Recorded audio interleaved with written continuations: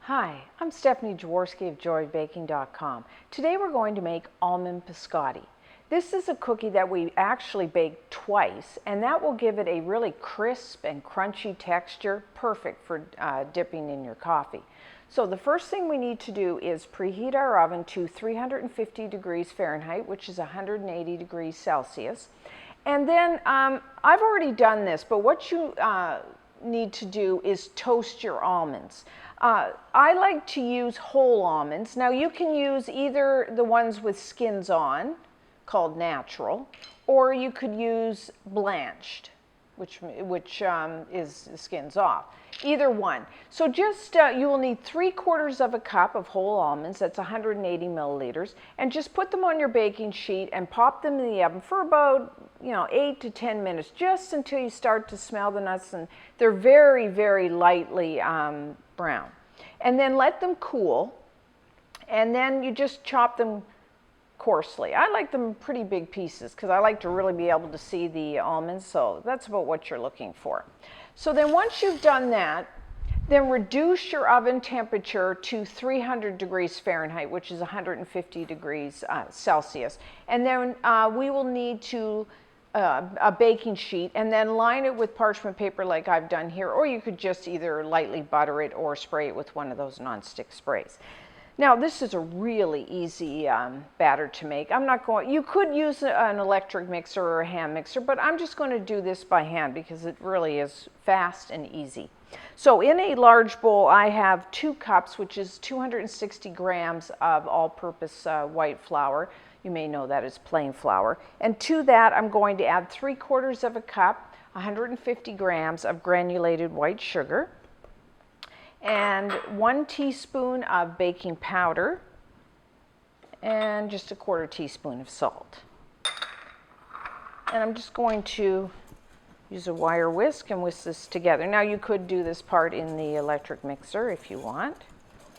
As you can see, it's pretty easy. We can just do this by hand. And then to that I'm going to add the almonds that we've toasted and then coarsely chopped. Again, that was 3/4 of a cup, which is 180 milliliters, and stir that in, pretty simple. And then in another bowl are wet ingredients. We're not adding any butter or any oil to this. It's just 3 large eggs, and have those at room temperature. And to that add 1 teaspoon of vanilla extract, and I like to use the pure. It does have better flavor than the artificial ones. And to kind of bump up that almond flavor in this cookie, we're going to add 1/2 teaspoon of pure almond extract.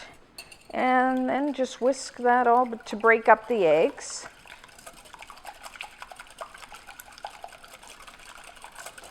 This is a really nice cookie dough, because if you didn't want to use almonds, you could use some other nut.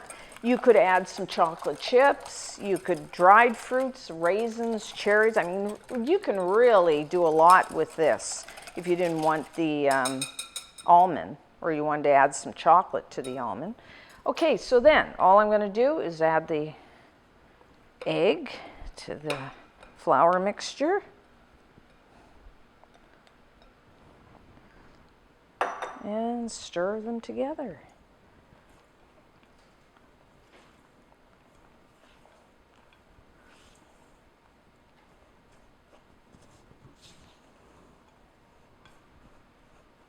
You can see, really easy batter to make.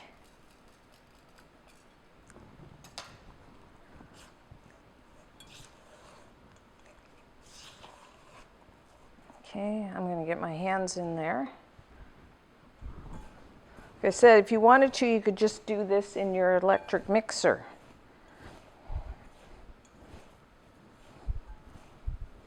Just work it until you forms a nice dough. And the more you work it, you can see it kind of comes together.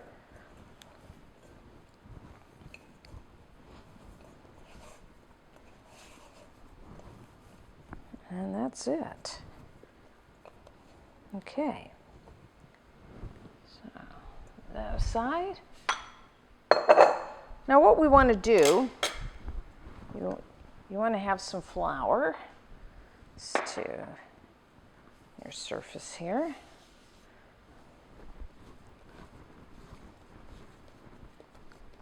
Now we're going to divide this in half. You can eyeball it, or if you have a scale like I have here, let me just wipe my hands, pretty messy.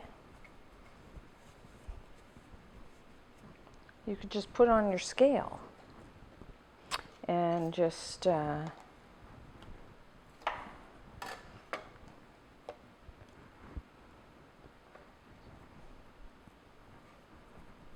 good, okay. So now what we're going to do is just roll it into a log shape. That will, and then bake the log. That will be our first baking. So just make sure your counter and just roll. Now I'm going to do this in about a 7-inch long, which is about 18 centimeters. Now you could get out your trusty ruler here if you, that's about right. If you're not totally sure. Always handy to have a ruler just for the kitchen, because sometimes it's hard to eyeball everything. So that looks about right. And we're just going to put them on our baking sheet. Now space them a little bit apart because they do spread. And then what we're going to do is just flatten them into about a, I don't know, 3 to 4, somewhere around 10 centimeters. Not that critical.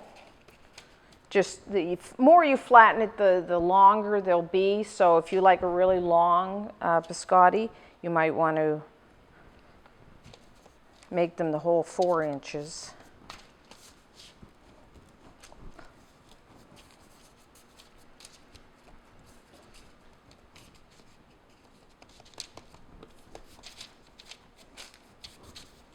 Okay, looks pretty good. I'm trying to get those ends even. Okay, so that's it. Into the oven, depending on your oven, normally somewhere give or take around 35 minutes. What you want is it firm, so that when you press it, it's nice and firm the whole length of the dough. So about 35 minutes.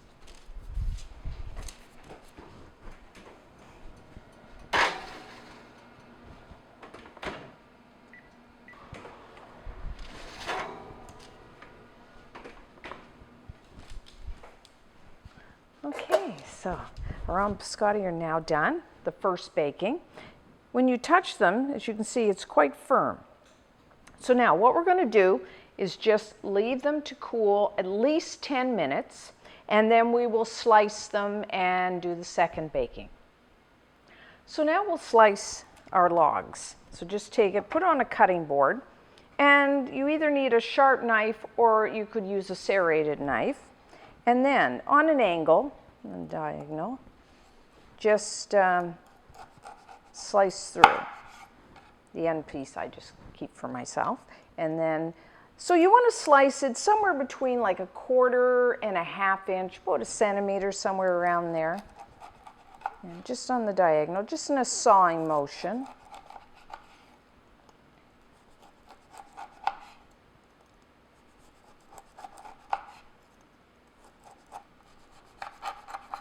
Okay, there we go. And then just take your slices and put them back on your baking sheet, like so. So it's the first baking in a log that sets the dough, and then the second baking is where we dry out the biscotti. And how long you do this second baking will determine how crisp and crunchy your biscotti will be. If you want them like really crisp, which I tend to because I like to dunk them in my coffee, bake them a little longer than, say, if you just want to eat them without dunking. So I'll keep that. So what I do is about 10 to 15 minutes each side. So if you want them, like I said, really crisp, where you like almost where you need to dunk them before you eat them, do it 15 minutes. A little softer, say 10 minutes aside, and then we'll flip them over and then we'll bake them on the other side. So 10 to 15 minutes.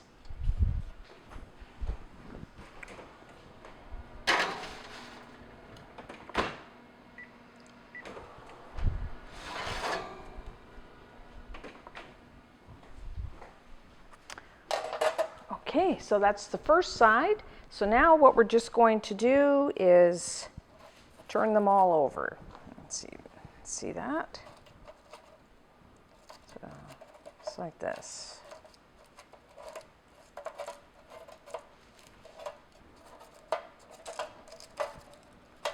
Okay, so again, if you want them like what I said, hard, then 15 minutes. If you want them a little softer, then about 10.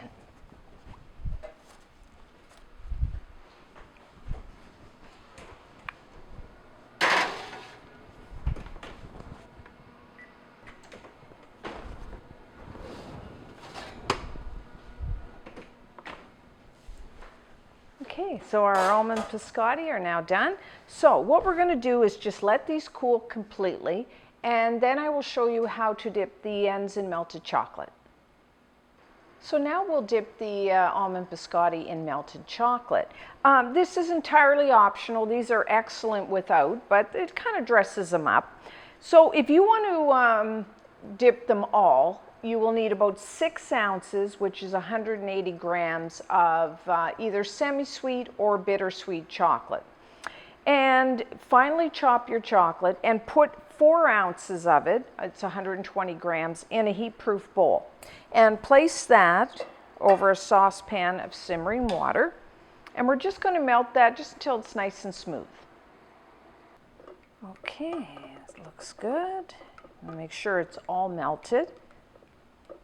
Okay, and then remove from the heat. And then what we're going to do is add the remaining chocolate. Now make sure it's nice and finely chopped, and just add that. This is kind of like a quick temper. And what that means is that the chocolate will be, once it dries, once we've dipped the biscotti and it dries, it'll be nice and shiny.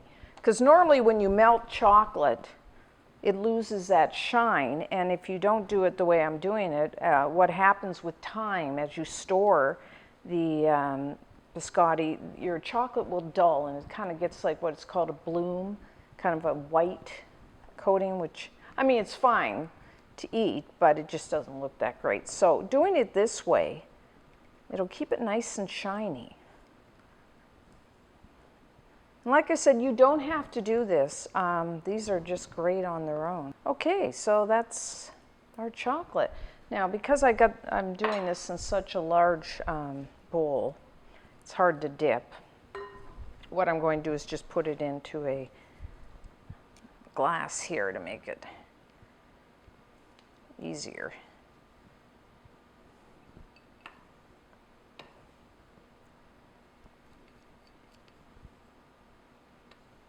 So what you will need is have a baking sheet and line that with either a piece of parchment paper, or you could just use wax paper for this.